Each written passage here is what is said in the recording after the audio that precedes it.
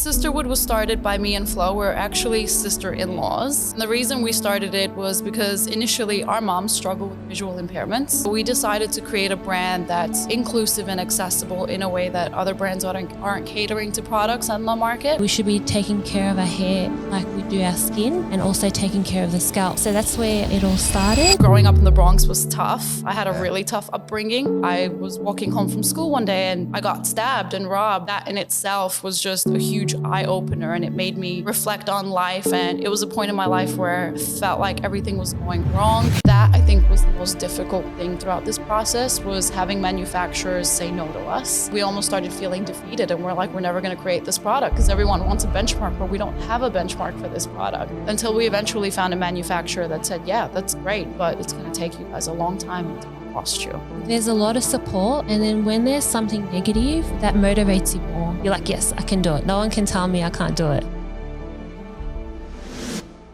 Just quickly before we get started, guys, if you've been enjoying the podcast, can I please ask that you consider leaving a 5-star review and subscribing on whatever platform you've been listening? It really helps the podcast grow. All right, third podcast of the trip. This is, I'm calling it the People's Choice podcast. Obviously, we had that reschedule, so we had a spot open up, so it was pretty last minute.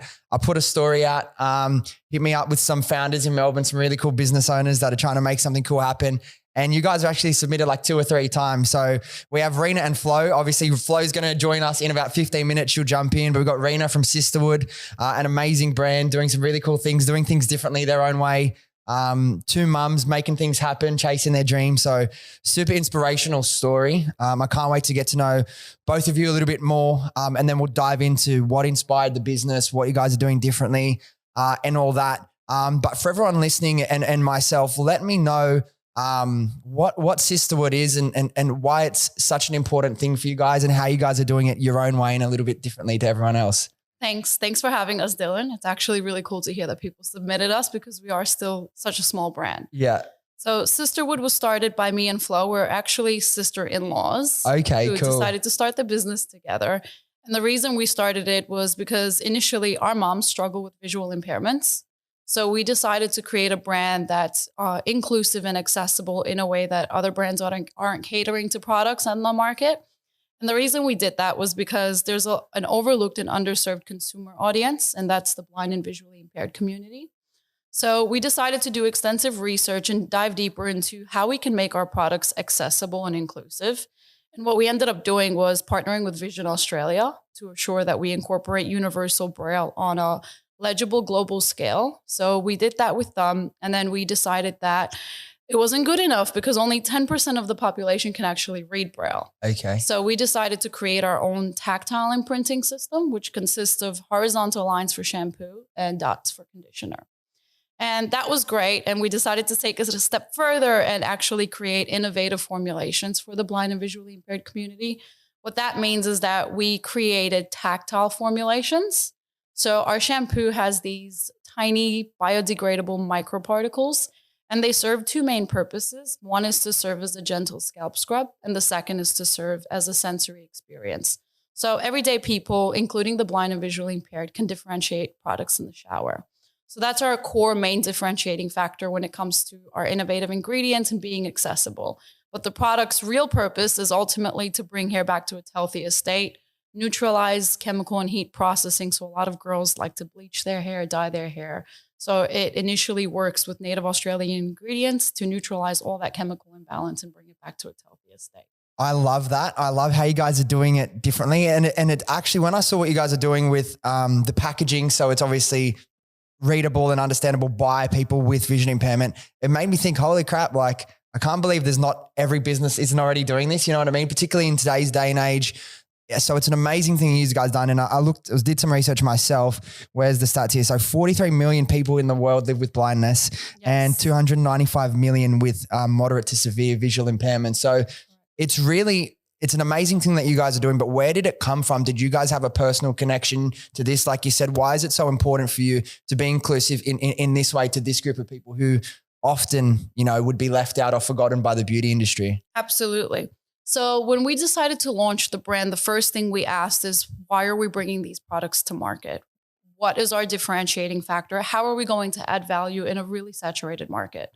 And Flo and I initially knew right off the bat, the answer is doing something different and actually solving a problem.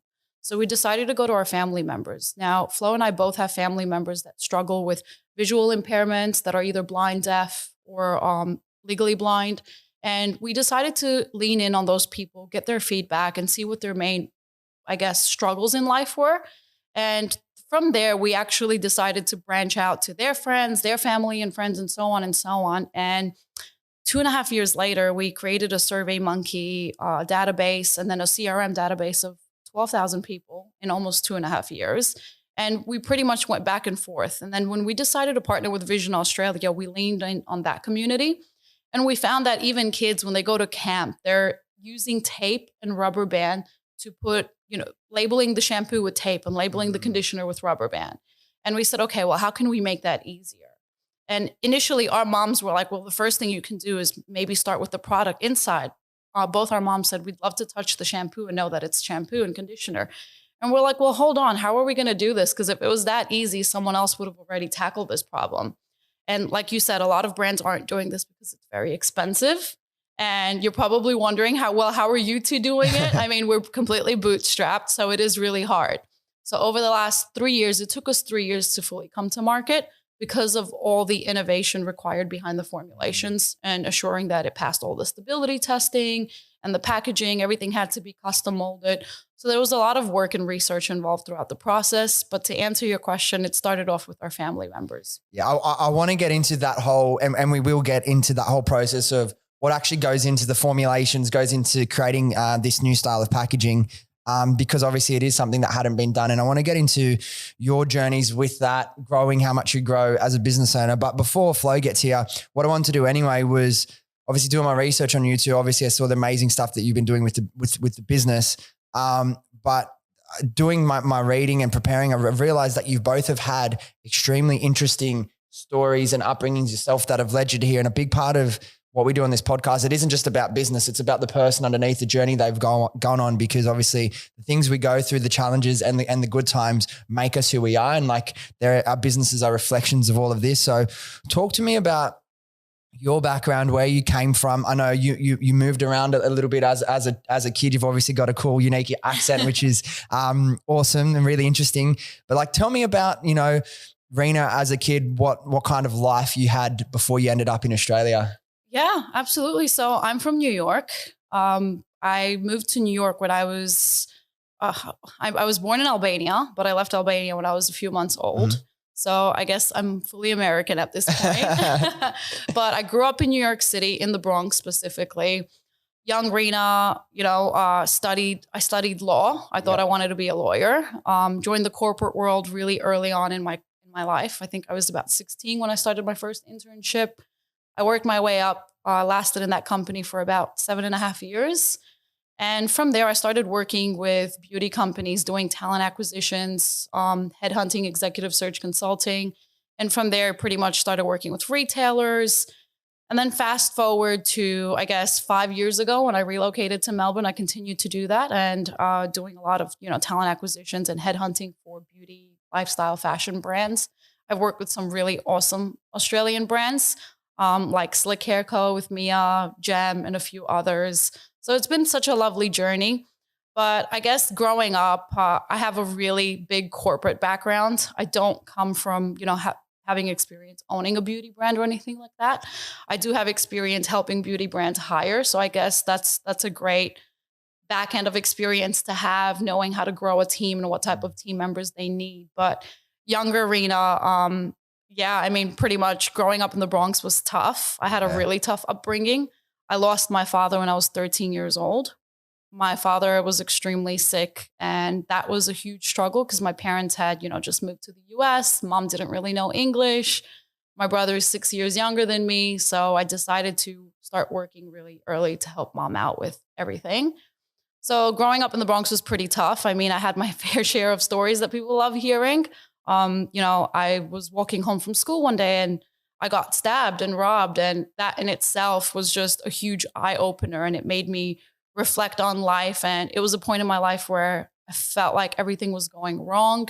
The only thing that was really accelerating was my career and my studies. Those were great. But having lost dad and having been through so much, I just felt like, like, why is life happening like this? And work is what really always kept me happy. I mean, working with my clients and going into work every day, it just really fueled my day and my future. And I said, like, life needs to get better. I need to work really hard, grow a good network so I can eventually get somewhere one day. I always knew I wanted to be a business owner. I wasn't sure what that looked like when I was younger, but I guess everything that happened brought me to where I am today. So work and career and obviously being able to see what that progression could be was kind of your escape from the reality of living it like that life. And do you feel like losing your father so young, and obviously your brother was so much younger, you had to step up and help support the family at such a young age. Do you feel like that made you grow up a lot faster than most people your age? Oh, it definitely did. I mean, a lot of my friends sometimes would get upset because I'd miss out on things or not go to certain things because I was so devoted to my career and I knew that I had projects and deadlines. I mean, you're 18 years old and you're worried about projects and deadlines instead of going to your friend's 18th birthday party. Yeah. So absolutely. And the Bronx is like, obviously I'm not from New York, but a pretty tough neighborhood, right? Especially like in the 90s and stuff. Look, it was. I moved around a lot in the Bronx as well. I grew up in the Grand Concourse and eventually moved up to Morris Park. It's not the easiest place to live, but as the years progressed, it did get a lot better.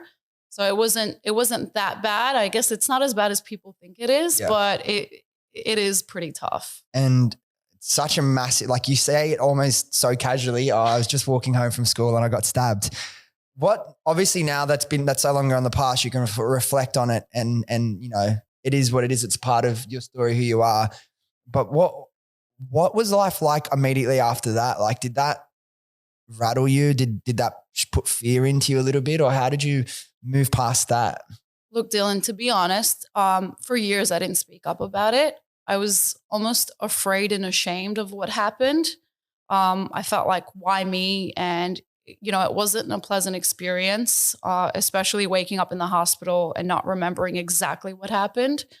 And it took me a few years to start talking about it. I still struggle with it, but I feel like it did make me stronger. Yes, was I scared? Absolutely. I mean, after that, I felt like every person that would walk near me, I was almost cautious, like, oh my God, like, what do they want? Or is something going to happen again? So it did build up this sort of wall, and I started having trust issues with just strangers, like in general. But it also built me up to be a much stronger person, because I did get to a point in life where I felt like nothing really scared me anymore. And I was okay with that. As my mom always says that I'm pretty strong and tough and I go with the wind. Like, I moved here. It's a huge move to leave all your friends and family from New York City and go halfway across the world. So I do think that all of that has made me really resilient. And the person who I am today, which I think I like to think of myself as a pretty strong person. So yeah, it did make me a lot stronger. But in the beginning, I was a scared little girl. And over the years, I think it just built me up to be a lot stronger. Leaving to come here, as you said, leaving your friends and family, is your mum still over in New York? Yes. My mom and brother reside in New York. And what's it like being apart from them? Was that an adjustment period for you? I imagine you had quite a tight-knit family. It was. My mom and my brother were my best friends and still are my best friends. I speak to them every other day, especially mom. When you go through what we went through, losing dad and having to grow up in a place that is so foreign, your family becomes, your best friends, and you lean on each other for everything. We're still very much close. We go visit, they come visit. So it's lovely. It's a far trip, but it's for sure. Yeah. It's hard. But yeah, it was a huge shock in the beginning, but I've learned to live with it and adjust, and it's okay. I guess it's great that we have FaceTime and, WhatsApp and all of these great things that we get to speak with our families every single day. What brought you to Australia? My husband. Yeah. So my husband is Australian. We've got 2 beautiful kids. I relocated because, I met my husband online on Instagram. And he's from Melbourne? Yes. And you came here? Yeah. It's a big change, because New York is one of my favorite cities in the world. I love that it's so fast paced and everything's happening all around you. Yes. There's a million things going on. You never feel like you're missing out in New York, because you're like, where else would you want to be? I know. You know what I mean? The pace of that city even though Melbourne, like you're in like a pretty cool area, but it's nothing in Australia is going to compare to New York. What was it like the rhythm of like Australia, everyone being so laid back versus New York? Everyone's like you said yourself, your escape was work. Whereas in Australia, most people go home and relax to escape from work. You know what I mean? Yes. What's the difference in like work culture that you felt like in Australia versus New York of all places? That's a good question. When I first moved here, it was a cultural shock in a sense where I felt like the work ethic was a lot different. Responses to emails, were not as quick. Corporate America, everything's just go, go, go. All the time, right? So here I had to learn to adjust that. And I almost felt like people thought I was a little mean or unprofessional or too prompt in a sense. I would show up to places and, request documents be signed right away where, in America, that's the norm. But here people are like, hey, how are you? How are your kids? And I'm like, oh, that's so incredible. Everyone's so laid back here. Yeah. So it was a huge cultural shock, not in a bad way. Yeah. I've learned to really appreciate the way things are here, especially as a mom now. I think having that work-life balance is extremely important.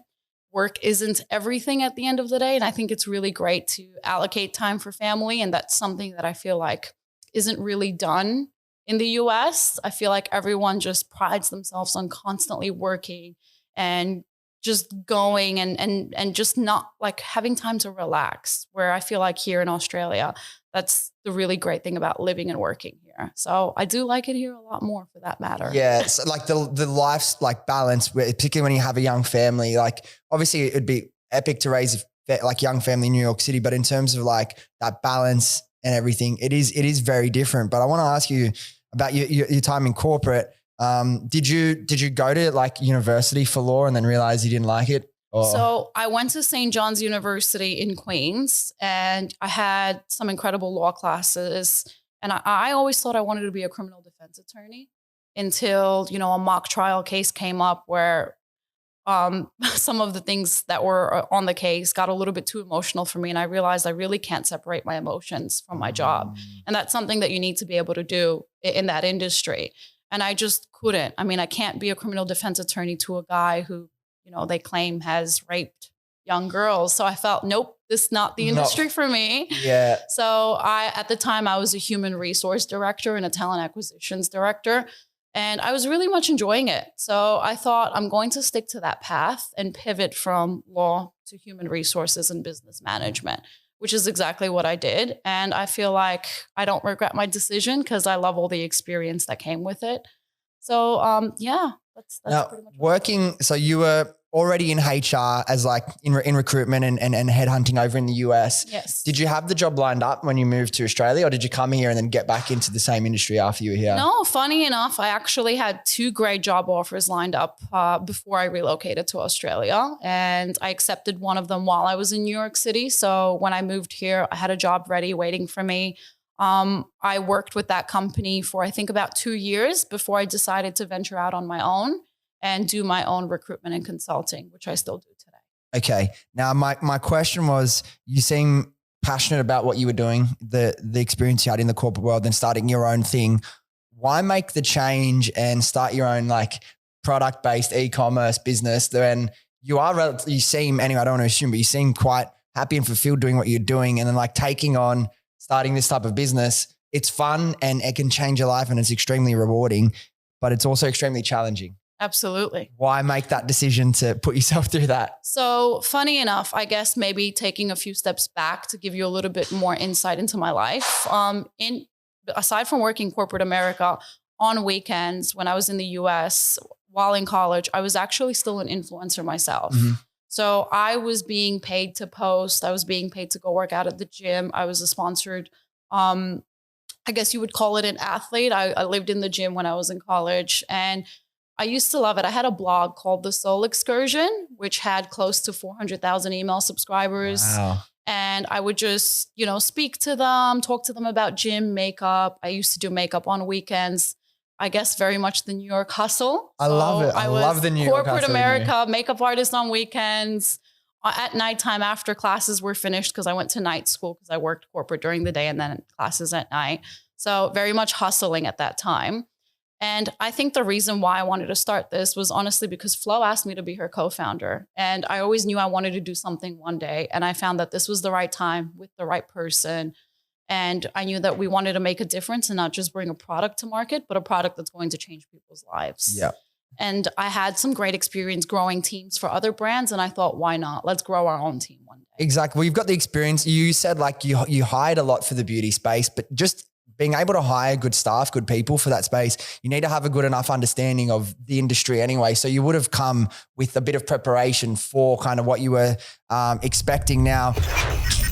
All right, guys, just quickly, I've got some news. I've spent close to the past 18 months building the ultimate program that takes you through the complete process, and I mean the complete process of launching and scaling your very own e-commerce brand from zero all the way up to $1 million plus per year. And now with this program, what you're going to get access to is 15 modules with over 100 training videos and 23 hours of in-depth content, taking you through everything you need to know to build a successful e-com brand. And this is the important part. This isn't just stuff that you can look up on YouTube. This is stuff I've taken from real lessons and experiences building Happy Skin Co. from zero all the way up to an 8-figure per year brand. You're going to get access to loads of custom tools, templates, and calculators that I've used to build and run Happy Skin Co. There's going to be one-on-one mentoring with myself and other expert coaches. And there's also weekly group Q&A calls with myself to make sure you're feeling completely supported throughout the entire process. And now what I've learned from consulting to everyone from people starting their very first e-commerce brand all the way up to brands already doing 7 figures plus per year is that there's a process and a framework to follow if you want to be successful with e-com. Now, if this is something you're interested in, hit the link below and go to join.viralbrandbuilder.com. All the information's there and you can book a call directly with me. Otherwise, send me a DM and we can chat there. Anyway, let's get back to the pod.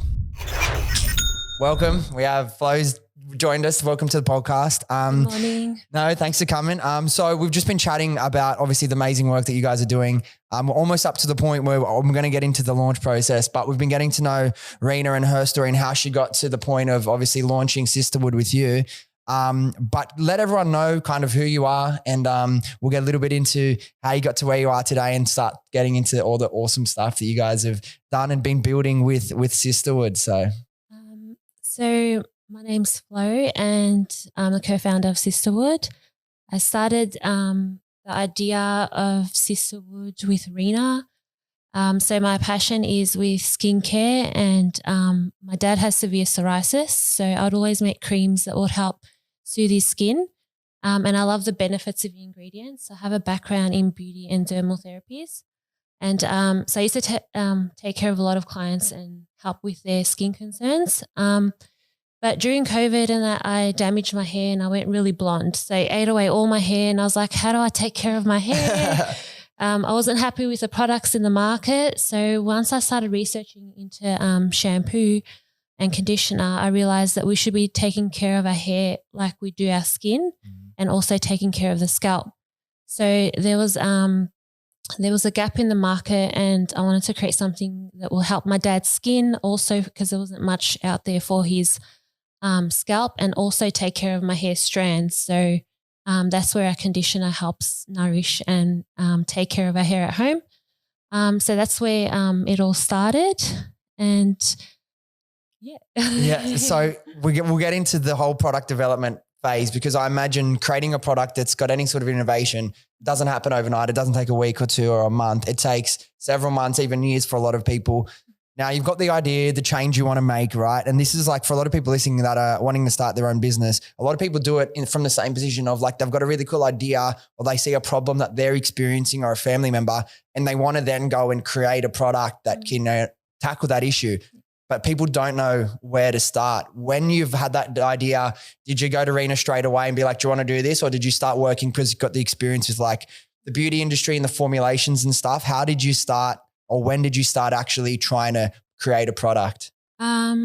So my business mind started when I was actually in uni studying accounting. I went and did a makeup course because I missed art. And then so then my beauty passion started there while I was at uni. But when you finish school, you don't really know what you want to do. Yeah, no way. But it was good to have that accounting background because that has helped me now with having a beauty product and business. So then I went on to work in office roles and I was like, this is boring. I need, it's not creative enough. So then I became a beauty therapist, had my own laser clinic business. And what was it about? What was it about the 9 to 5 that just? If you're not that person for it, it feels like you're in prison, right? Yeah. So that's where I started to venture off on my own and start my own business because I just didn't like having a boss. So, and because I would share my ideas in the industry I was in and there was no opportunity to take on those ideas to be different, how to grow the business. It was a food and beverage company and I was in their accounts and I would see how food would go into retail space as well. And when I seen that my ideas weren't being taken on board, and then I was like, I'm going to go and start my own ideas and create my own business. And so when I started my beauty laser clinic business, I looked at articles and I was like, I can grow it to a certain point, and I like the way it makes people feel, but it's not big enough. I wanted something worldwide.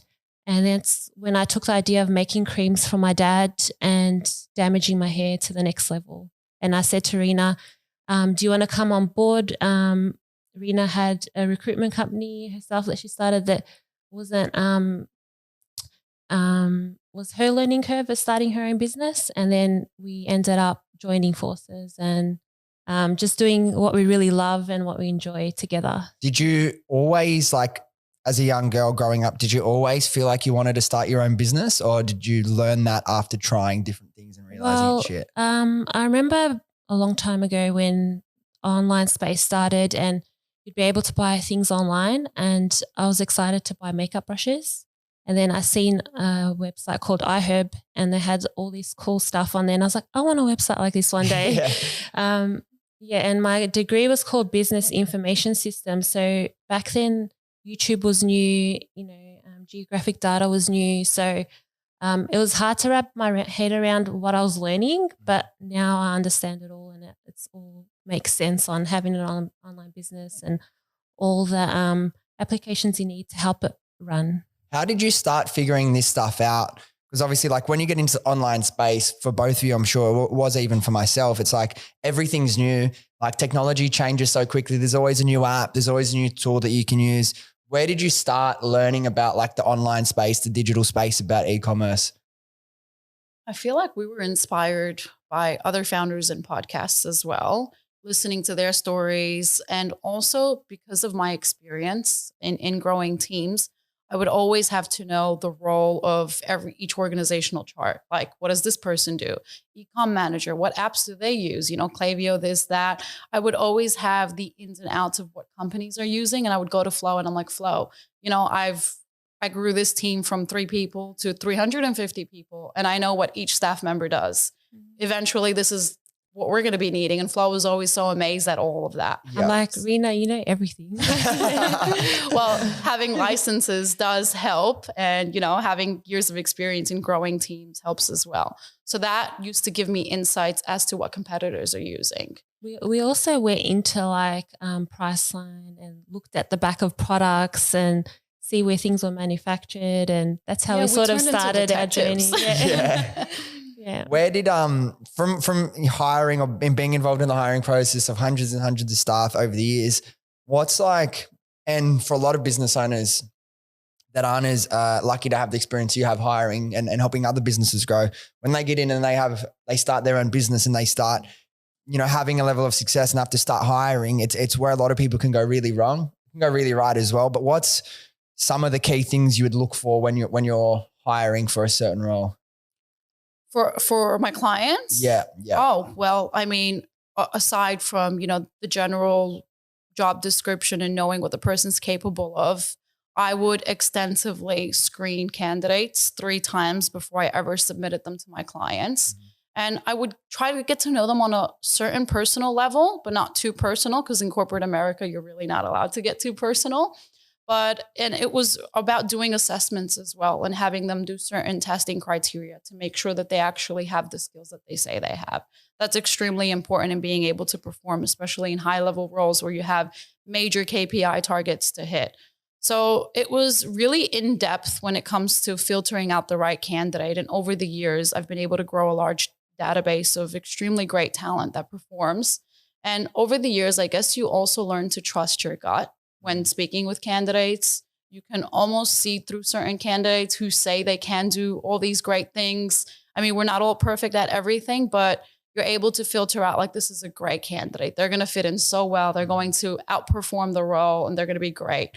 And that's just been something that I've been extremely fortunate with over the years, and trusting my gut as well when speaking with candidates and being to filter out the good candidates from the not so great candidates, unfortunately. It's actually quite interesting recruiting, because we've had we've put out interns for Sisterwould, and seeing people's resumes come in and seeing how people can have different layouts and the criteria. Yep. It's pretty cool, even as a founder, seeing what people can bring to our business too. So exactly. And in Australia, like obviously over the last 5 years since you've been here, like culture is a big buzzword that gets thrown around a lot. From your experience, obviously for like higher level roles, like you're going to need certain skills to do the job, but what do you find is most important for like a really good hire? Is it that cultural personality fit to the business, or is it the skill? And is it the same emphasis on culture in the US as it is in Australia? Or it's more about, they don't care as much about the personality. If you're really good at the job, then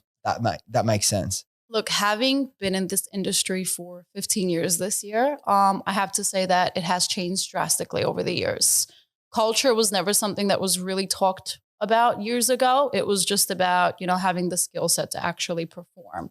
In corporate America, people weren't really worried about, your personality. They were worried about, can you perform? Can you do the task? Can you add, more to the team? Can you add revenue? Can you bring business? How can you grow the team? How can you grow the company? Where now people would rather really hire personality and teach skill than vice versa, which I think is extremely important. I mean, it's great to have the skills. Some roles you should have someone who really can perform. But it becomes really tricky when you have someone that can really perform and has the skill set, but doesn't have the personality to fit into a company. Yeah. Or doesn't want to communicate and be open-minded and bounce ideas. Sometimes it almost doesn't benefit the company long-term, but cultural fit, I think, is extremely important. But at the end of the day, I think the question also is, what is cultural fit in certain companies? I mean, what does that look like? Is it cultural fit in how they're going to be dealing with the CEO or with their peers? Mm-hmm. And I think what matters most is fitting into the business model and fitting into the department that you're going to be working with. I mean, you want the person to get along with the person they're going to be reporting to. You want the person to get along, with the person they're going to be delegating work to. If you can't get along with your team members in your department, it makes the job a lot harder as well. And almost to the point where people don't want to work with you or want to leave their jobs. So then the role gets undone. Cultural fit is important, but I don't think it's everything. Sometimes I think you'd prefer skill set over cultural fit, but I do see a lot of clients preferring cultural fit over skill set. It's something that I'm always telling Flo, when we start hiring, we're going to have to be not picky, but we need to know which roles had to focus on cultural fit and which roles really need to focus on having the skill set. And being someone with so much experience in companies grow, have you already have an idea of when you start building out your team? And this is a question I get a lot. Okay, my business is starting to get consistent sales. I need to bring on staff to help. Have you had to think about what's going to be like your first hire, like the initial hires that you're going to add into the business? Absolutely. I mean, the first thing we did when we started focusing on the business was we created a very intensive, detailed business plan. And in it, we created an organizational chart of what we envision our team to look like in 2, 3, 5, 10 years. And we've highlighted it, like things in gray are like who we're going to hire in 2-3 years time, and things in darker are who we're going to hire in 5 years time. So we do have a really great vision of what our team is going to look like. And we're excited to hopefully be able to start doing that soon. Yeah. And where will you start? Where's from the work you're doing now and how much time you have and what you're spending your time on? What do you think the first person you'll get in will be helping with? Definitely marketing. Yeah. What's the most important part of like any e-commerce business, right? It's the lifeblood of your business. If you can't market, if you can't sell your products, it doesn't matter how good everything else is. You're not going to have a business at the end of the day. Now, in terms of having the two of you, two co-founders, how do you balance like the work that you guys are doing currently? Who does what? How did you decide who's going to handle what department of the business? Because when people come into a business, obviously you guys are sister-in-law, so you have that relationship. Some people start business with people they barely know. Some people start with their best friends that they've known for 20 years. But how have you guys approached that decision of who's going to do what? Well, with Flo and I, it was really easy. I mean, we both knew our strengths and weaknesses, and we said, this is what you can do. This is what I can do. How about we stick to that? I'm horrible at formulations and creative direction, and that's something that Flo's really great at, and Flo's really good with numbers. I'm great operational, all the back end things. So operations, logistics is definitely my strength, where Flo really focuses on creative direction and accounting. So we split our work accordingly, I think. Yeah. And has there ever been a big theme of this tour? One of them, because we've been having groups of founders on, either 2 or 3 founders, is communication. Now, you guys seem like you're on the same page quite a lot, but has there ever been any ideas that you had that were different and you had to come together to work out, okay, how do we move forward in a way that we're both comfortable with? I think it started from when we started to pick a name for the business. Just straight away from there. We're like, yeah, no, like, disagreeing with me until we both agree, then we're happy. We're like, yep, that's the answer. And we're always, we're always looking over each other with what we're doing. So I'm seeing the emails that Rina's sending. She's looking at the content I'm creating. Like, we're always helping each other out as well. So yeah, like people look at us and they're like, you guys are so in sync. You guys look like your best friends, but there's a lot we don't agree on. And there's a lot that we, we'll have to discuss until we come up with a solution. And I think that's something that we're really good at, even agreeing that we disagree on things. And I feel like we always just talk everything out, even the hard stuff, hard conversations to have in business. Yeah, Rena's taught me that you got to be honest and like you have to say how you feel and talk through it, and that's how. Yeah, like I always tell Flo too, I'm like, if there's something ever bothering you, I want to know about it. Or if you feel like I'm not doing something right as the co-founder in the business. And we always said that we're going to put the business first and put everything else aside.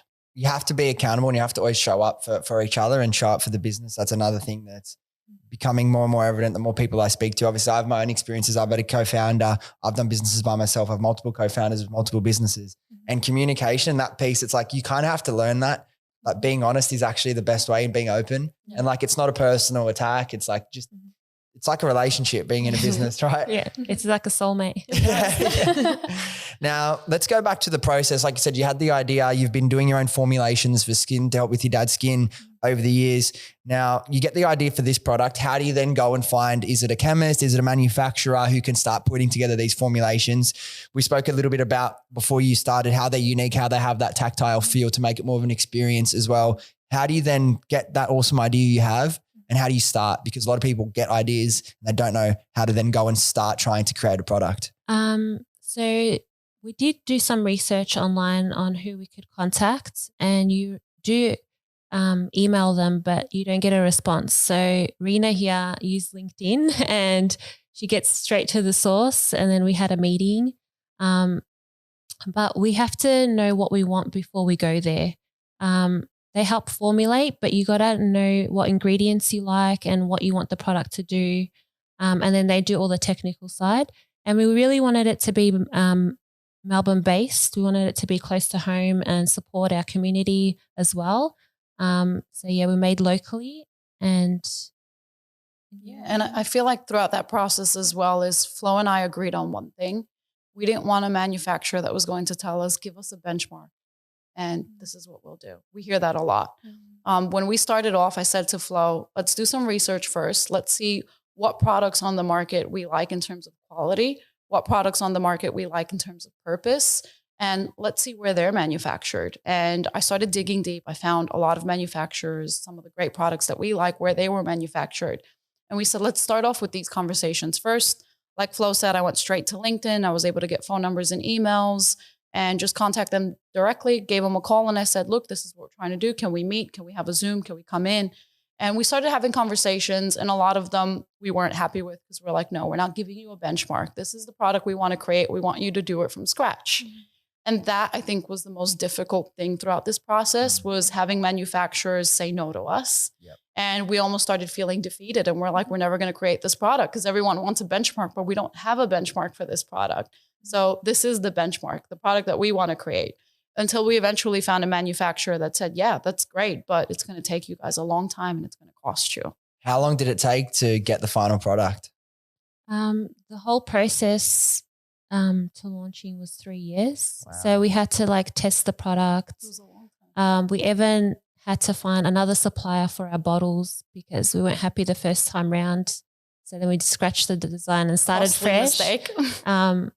So yeah, it's a process, but it's a journey that is really good journey. Like the experience of it all, and you're creating like you're trying to create your baby, and now we're trying to grow it. So yeah. And what's one of the biggest things you've learned about yourself from the last 4 years since you started working on it? Oh, good question. I mean, I've learned that I've learned that we're very resilient, even individually and together.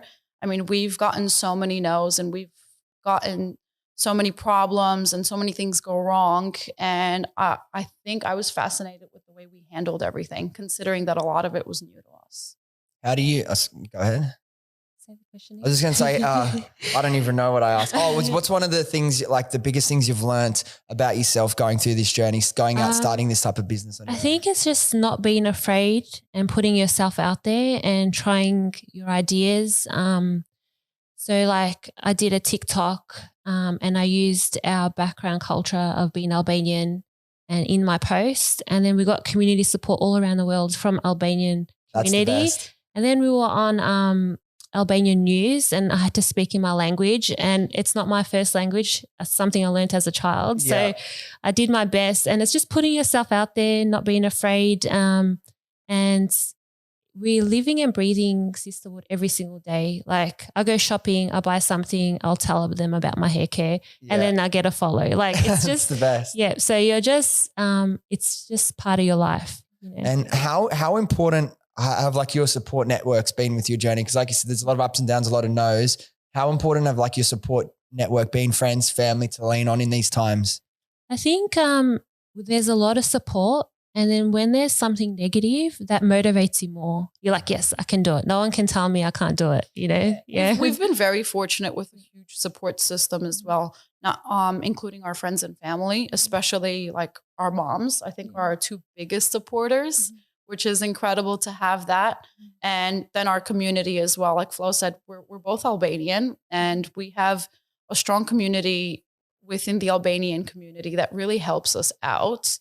And we didn't think that would be the case. We actually thought it would be complete opposite, which is sad in a sense. But we were really surprised to see that, you know, just because other Albanian girls were watching two little Albanian girls from small towns in Albania create something and they wanted to support that. And they looked up to us and we just were shocked to see that. And I feel like that in itself has helped us tremendously in terms of our self-esteem, us as founders, assuring that we're doing the right thing and influencing other girls out there as well. Why do you think that you thought originally it might be the opposite?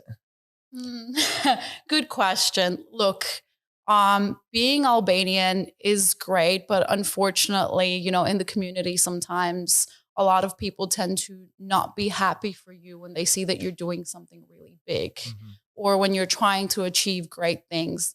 There's almost this idea that Albanian girls are supposed to be wives and stay-at-home moms and not really do all these great big things. But, you know, when you grow up in New York and you work in corporate America, it's completely different. I was born in a small town in Albania where, you know, my family didn't even think I would go to corporate America and do a lot of the things that I did. So trying to tackle a startup that wants global domination someday is something that they're like, what are these girls doing? Are they crazy?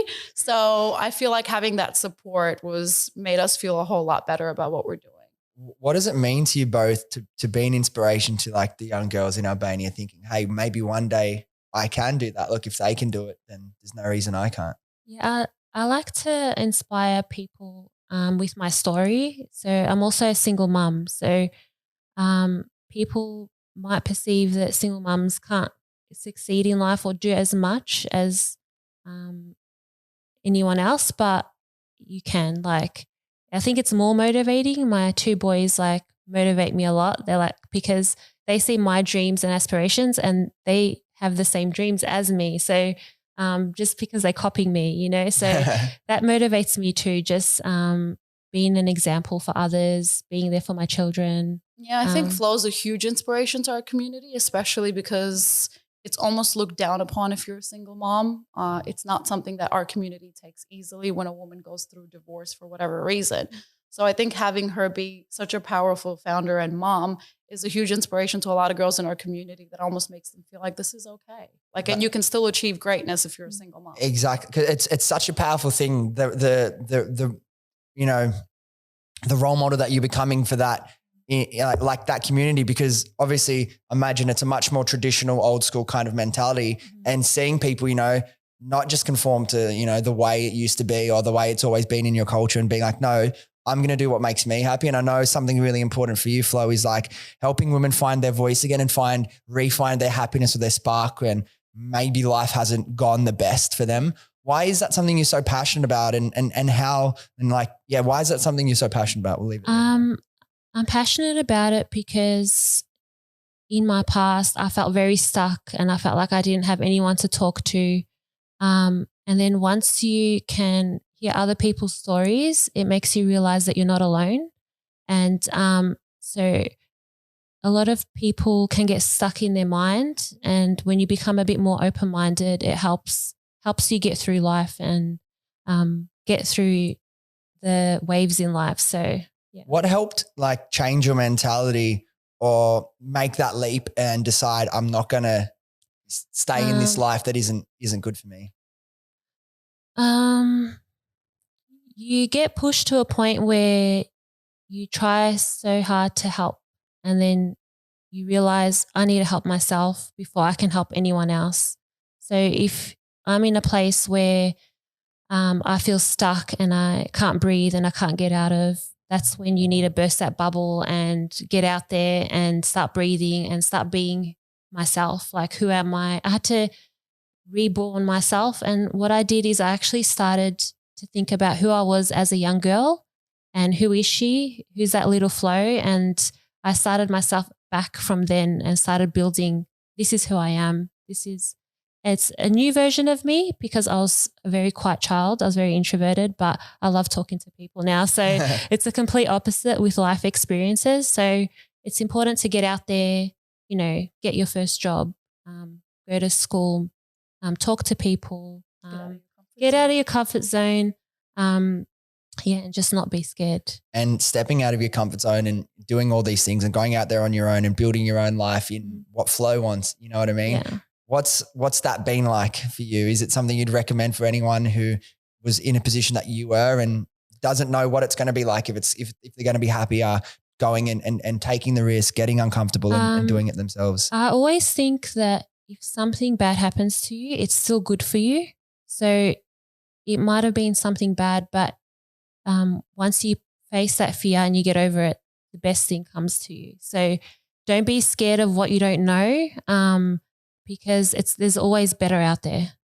And what would your advice be to, like you said, just in any culture, not just Albanian culture, like single mums, there's like this expectation on them that it's harder for them to have a business and a life and raise a family at the same time. So, and the classic thing with mums is they put everyone's happiness before their own. Mm-hmm. And I feel like there's this belief that you can't do both, when obviously you're an example that you can do both. And actually caring about your dreams is like the best example you could set for your children. What's your advice to people that have this dream but have been not investing in themselves or not feeling that they're worthy of doing it? What you put in is what you're going to get out. So I always side hustled. Like I always had a job, did makeup on the side. I've always done things that I enjoy doing. And if I don't like it, I'll go on to the next journey. And on this journey, something I wanted to ask you about, obviously it's amazing all the things that you've done, but it's not easy and there's had to be sacrifices. You had to sell your Mercedes to help fund the business, right? Yes. Talk to me about that and the sacrifices that you had to make to get to where you are. So emotional. Yeah, I bet. I was really nervous about selling my car, but I had a great mentor when I first began, and it was Manny from Alea Skin. Mm-hmm. I just reached out on Instagram, seeing that he was doing mentoring, and I'm like, I actually nagged him so much till he spoke to me. But yeah, I was like, so he gave me the tip. He's like, yeah, you need to sell your car if you want to start the business. And I'm like, okay, I'm going to do it. Like I literally sold the next day. Like, Wow. yeah, I just put it up on Facebook Market and I sold it. So And then she got this little scrappy car that got her everywhere. yeah, I went to the auctions. This car pulls up, a little Fiesta, really old. It's bright blue. My dad's like, do you want that? I'm like, I like thought about it for a second. I'm like, okay. He put his hands up. It was mine. So it lasted me good 3 years. So. And any regrets from doing that, or you made the right decision? No, I made the right decision. 100%. 100%. And in terms of working with mentors, like what role have they played for you guys? Have you learned on other mentors throughout the process to help you guys learn and take the next step? Yeah, I mean, we're fortunate. We do have great mentors. Like Flo said, she initially started with Manny, who took her on, and then I joined in when Flo asked me to be a co-founder. And once we started off with the business, another great mentor who we're both extremely thankful for is Tara from Mermaid Hair. So she's incredible and building something amazing. And the fact that people almost see her as a direct competitor, I think is incredible that she's willing to help someone in the same hair care category. Yeah. And she's just been instrumental and incredible in helping us do a lot of the things that, we had no idea what we were doing in the beginning. So she was really great at supporting us and telling us about all those things at the start. And that's the beauty about like the way the world is now in social media. Like I know Manny, we launched our businesses at the same time. So we kind of had a similar journey. But like, just like messaging that person, bugging them, asking for help, like it pays off, maybe not the first time, but if maybe 3 times, 5 times, 10 times later, and it's that piece of advice to sell your car that if you didn't do that, you probably wouldn't be here today. You know what I mean? Like you worked so hard to get that car before and then just one day you were okay to sell it. Like what click we just like, I'm just going to go all in on this dream. I just really wanted to start my dream and start the business and do whatever it takes. Because we only live once and you don't know, like, I don't want to get old and be like, I didn't try, I really wanted to try and just, and if it works out, amazing. If it doesn't work out, I'll keep going. Like, Like to live a life with no regrets is so important. What's the point of being like 80 years old and being like, I didn't do what I wanted, but I've got a Mercedes in the driveway. Like, you know what I mean? Now I want to ask you guys about some of the challenges along the way. What do you think is the biggest challenge you've had to overcome to get to where you are in terms of like the business journey? There was a few, but I feel like our biggest one was really overcoming the fact that we made a mistake with some of the molding for the packaging. Not only was that a costly mistake, but it was a huge learning curve for us in learning how certain materials are and blowing up certain molds and really assuring that the Braille was legible and having it tested out. There was a lot of work involved in that. So I feel like that learning curve not only opened up so much work for us, but it also taught us that you need to be really patient and trust the process and really vet out suppliers. And even if that takes longer, you have to do it. So I feel like that was probably one of the biggest things that we went through.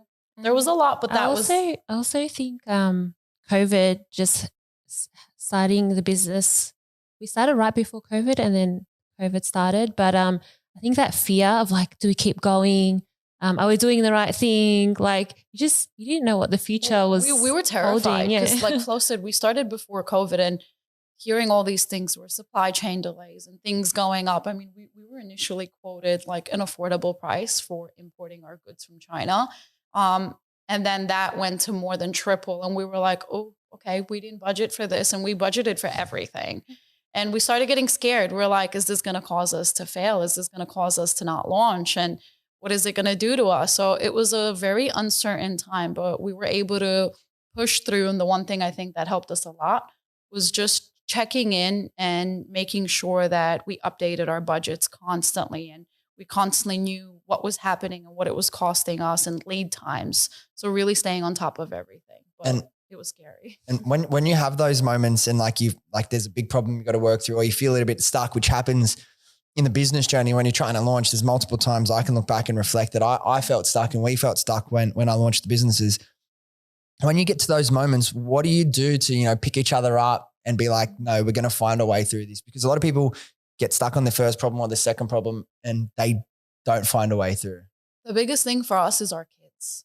we look at our kids and we're like, this is a big part of the reason why we started what we did anyways. And we said, we can't give up. Like these kids look up to us and they're always like, if they hear us talk about a problem, they're so smart. They're like, it's okay, mommy, you can do it. And they're telling us, or my kids will say, Auntie Flo, like, it's okay. Like don't stress. It'll be fine. And I feel for us, that is the biggest motivation and inspiration is our kids.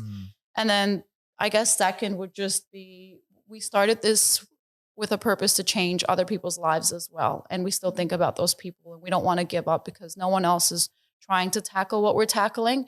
And we can't just give up on a journey that we've put our whole lives into.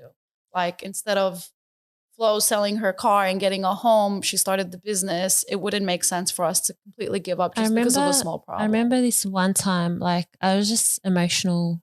Like you get your emotions through the journey, but Rina had given me a necklace and it had the letter F on it and then with my name. But when she wrote in the card, she wrote that I'm fearless. So like it just seeing that, it like motivates you. So we like there for each other through everything. So yeah, we try to pick each other up as well. Like if I see that, she's down or she feels demotivated, I'll try to do whatever I can to lift her up, or I'll recommend a book that really I love reading. And a lot of the books that I read just motivate me. Rina's always sending me like founder stories and then she's like, look at this, look like how if they achieve this, we can. Like, pick yourself up. Come on, we can do it. What founder stories or businesses like inspire you most?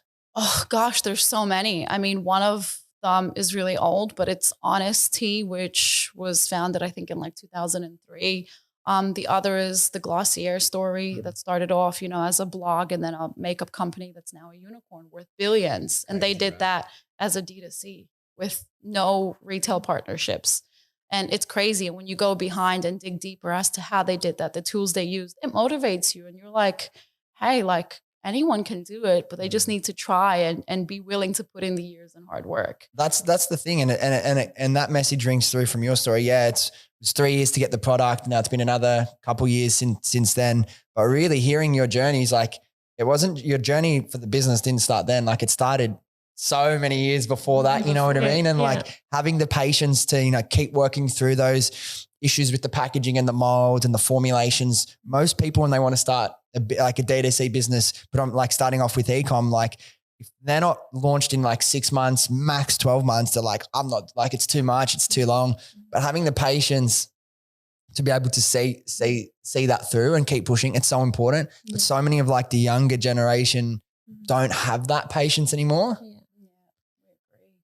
Yeah. I feel like patience was probably the biggest thing that we had. We had to wait for a lot, especially during COVID. Yeah. And even with kids though. So we knew it was going to take us a long time to bring these products to market. And we know it's going to take even longer for it to grow to where we want it to grow. And just even as just launching and everyone that's purchased and supported our business come back and they're like, we've bought it 3 times already. And then people will DM you and be like, I love your product. And that just shows that even when the business grows to the next level, more people are going to like it because the people who currently like it love it. So that's even, we know that it's just going to do amazing. So you have people that are like repeat purchasing your products. How does that make you feel? I think that was the biggest thing that we were like, wow, like really? Like we're so new, but we've had a customer that's already put through like her, I think it was 15th or 16th order. We were like, wow, that's considering we've only been on the market for 5 months now. So it's incredible. And with that D2C, obviously that's where everyone starts, but do you guys have a plan to get into brick and mortar retail one day? Is that going to be part of your strategy to grow the brand or? Yes, definitely. We're launching in the US with a retailer this year. Awesome. Which is really exciting. That's our second biggest market. And we noticed that that's the place where our second biggest orders are coming from, the US.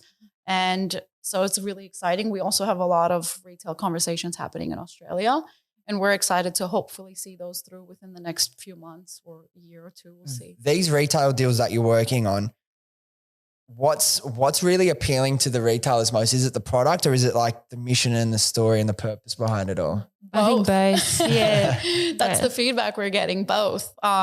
We've had a lot of retailers DM us directly and they're like, oh, this is amazing. Like we love the Braille. Like, what is this? Can you tell us more? And Then we'll have an informal conversation that will turn into a formal meeting where we're going through the retail deck. And we honestly didn't expect to have these conversations early on. Like I said, we've only been on the market for the last 5-6 months. So we're still relatively new. We thought that these would be the conversations we start having a year after launch. So we've sort of had to start creating retail decks and all these things that we didn't think we'd be doing right now. Also, even before we launched, Rina approached retails beforehand, and we had meetings and we're presenting our brand before it was even launched. So just building those relationships as well, like because we can all, as the business grows, they are following our journey as well. So You've already got like your massive support. Like you've got your supporters, like getting submitted multiple times for this, getting 15 orders. Like there's obviously a bit of a cult community developing with you guys. And if you can continue to build that community as you guys grow, it's going to turn into such a powerful brand. And there isn't any limits to how far you can take. And I know both of you seem like you've got a lot of belief in the vision, a lot of belief in the purpose of it. Where do you think you get your self-belief from? I get it from my mom. Growing up, I was raised by a single mom because my father passed away. So a widow, and that watching her struggle to raise us and work 3 jobs is something that has always motivated me. Obviously, I want my kids to have the best life possible growing up. And despite not having my father around, life was good growing up. Mom provided us with everything, put us through private schooling, and she had to work 3 jobs to be able to do all that, helped us get things that we needed for school, kept us dressed and fed. It was incredible to see that we never had anything missing growing up. And that's something that I want to be able to provide my kids growing up. So that was the biggest motivation for me, giving back to my mom for all the sacrifices that she's made throughout the years, because it was hard. And, watching her do that was difficult. And now that I see Flo raise her kids on her own, I know what my mom went through. So I know that what Flo's going through at the same time. So I always like to motivate her and help her. So I think for me, my mom is my biggest motivator, and my kids, making sure that there's a good future for all of us. What helps get me through, I think, is also my faith. So I remember as a little kid just praying, and I still do it till this day. And that really gets me through, and like what's meant to be in life will be for me. And but you got to go out there and try as well. But putting your trust in something other than yourself, and like being able to let go, it's a very freeing thing. Yeah. Like you said, you've gone through a lot of adversity in your life, but being able to start doing things for yourself and having that faith that it'll work out, right? Yeah. It's very powerful now. We'll start to wrap up. We're going through this really quickly. Time's flying. I want to ask you a couple questions before we do wrap up though. It's the first ones I've asked everyone so far on this trip, because I think it's different answer for everyone, but it's really powerful for anyone listening that has a brand or wants to build a brand one day. What's one thing that you've learned over the last few years of building the brand that you wish you knew at the start? Oh, one thing that I wish I knew. Gosh, there's so much, but if it could be one, it would probably be that things take a lot of time. I had no idea that it takes so much time. I thought that, we'd be able to start formulating 6 months and then launch the brand within 12, but I was completely wrong. So I wish I knew earlier that it does really take just a lot of time. I mean, 3 years later, here we are. When you start, you don't really know what you're getting yourself into. So that's actually a good thing, because as you're going along, you learn, and then there's like no going back now. You're like, I've invested so much time, money, learning and everything, that you just don't want to go backwards. Like you want to keep going forward. And you have to be comfortable with the uncertainty that comes with it. And that's like the uncertainty is even like what you were saying. Some people will be able to launch a business in 6 months or 12 months, but it's not guaranteed for everyone. Absolutely. And if you give up because you didn't, then you're doing yourself a disservice. You're only hurting yourself, your future, what you could build for your family. And as mums with both young kids, running a business as well, obviously between the two of them, it's going to take up a lot of your time. What things do you do for yourself to help keep your mental health feeling, good? Like you have your faith. What else? Do you have any other rituals that you do to help yourself, feeling energetic enough to have a family, have a life outside of, we were speaking about work-life balance before you came, but still, get the best out of yourself in terms of a business sense?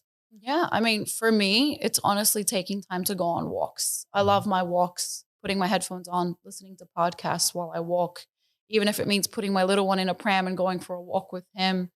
I feel like it's extremely important to get fresh air, clear your head, and just do something that makes you happy. I don't have as much time these days to go to the gym or do other things, but I think doing anything that makes you feel really happy and finding time to just do something that's going to keep your mental health in a good well-being, in a good state is important. So for me, it's really just going for my walks or having time at night when everyone's asleep to just read books. I love reading. I find it really therapeutic. They teach me a lot, and it's just me time. So that's what I like to do.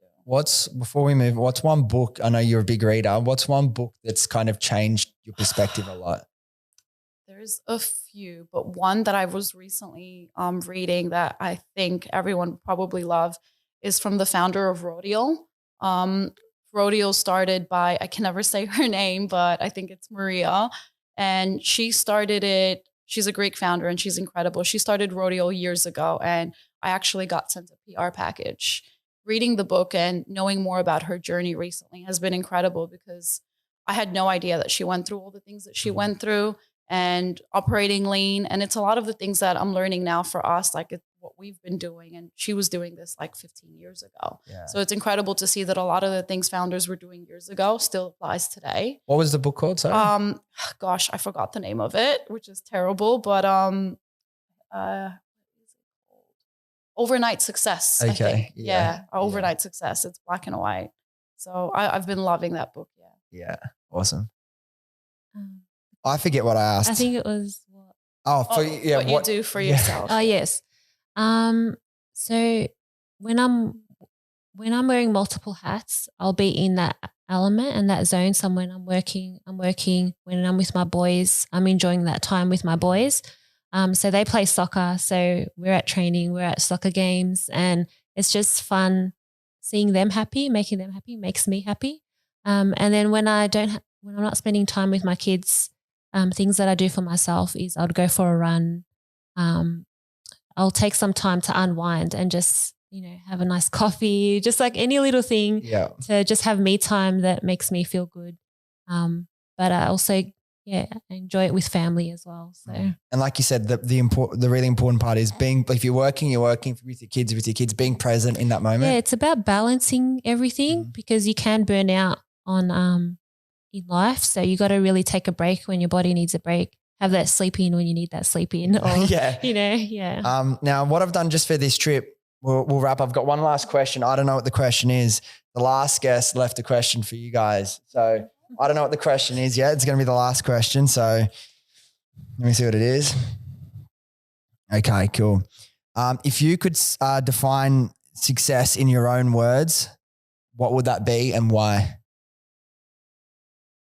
What does success look like to you? That's a good question. I mean, to me personally, it's having freedom, not so much financial freedom, which is extremely important, but just having the freedom to manage your own time, to make time for your family, for your friends. Working a 9-to-5 doesn't really give you that freedom. I know because I worked in corporate America.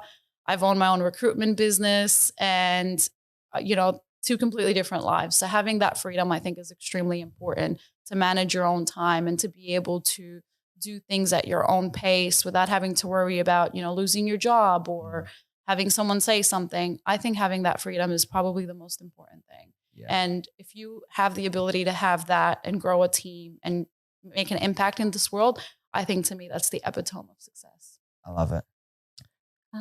Success probably for me would be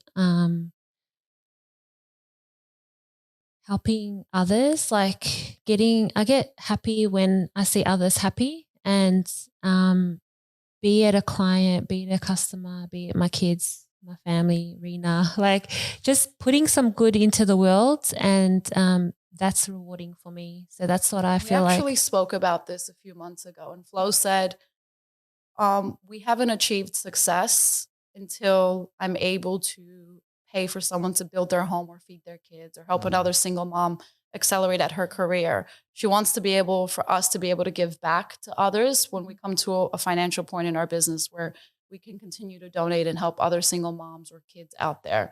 And Flo's always said, we haven't succeeded until we're able to freely give to others. And I can tell you guys mean that 100% genuinely. A lot of people will want to fake altruism and giving back, but I can tell from both of you, it really is an important part of why you do what you do. I'm excited to watch you guys grow and be able to do that. Those questions, by the way, were from the founders of Pure You, the gut health brand. Yeah. Amazing. They're doing great things. They're doing great. They're doing really well.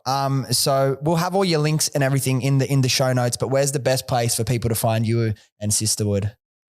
I think online on our website, which is www.sisterwould.com, and then our Instagram. Yep.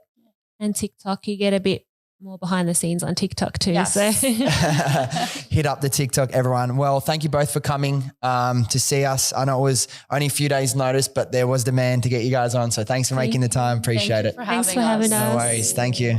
All right, guys, thank you so much for listening. If you enjoyed this episode or you got something out of it, do yourself a favor, do me a favor, do your friends a favor and share this with them, and they can come along on this journey with us. Thanks again, and I'll see you next time.